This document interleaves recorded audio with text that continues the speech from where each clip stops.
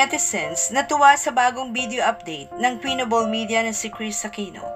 Pero bago pong ating balita, huwag pong kakalimutan mag-subscribe sa ating channel at pindutin ang notification bell para lagi po kayo updated sa ating mga balita.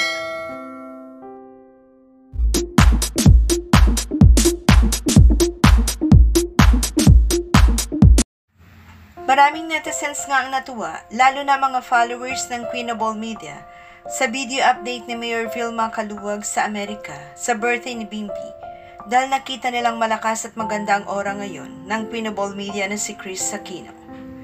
Sinasabi ng maraming netizens na mukhang malakas na ngayon si Kris kumpara sa mga ibang video nito nung nakaraan.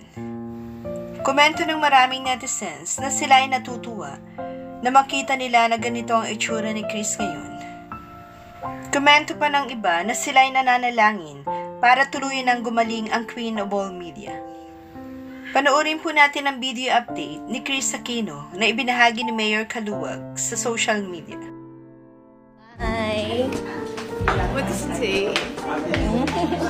You deserve to be happy. Happy. And we're very, very happy with our friend. 1 year ago. 1 year ago naman. Maybe 10 months. 10 10 months ago, nakilala namin si Mayor Vilma. And because of her,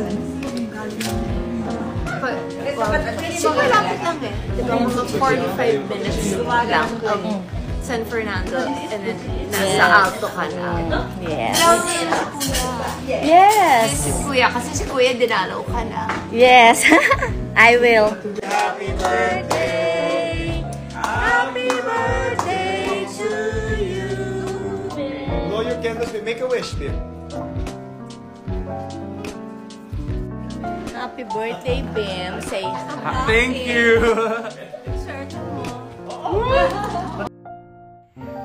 Maraming salamat po sa inyong panunood. Huwag pong kalimutan mag-subscribe para sa iba pang showbiz updates. Kita-kita po tayo sa aking next video. Thank you!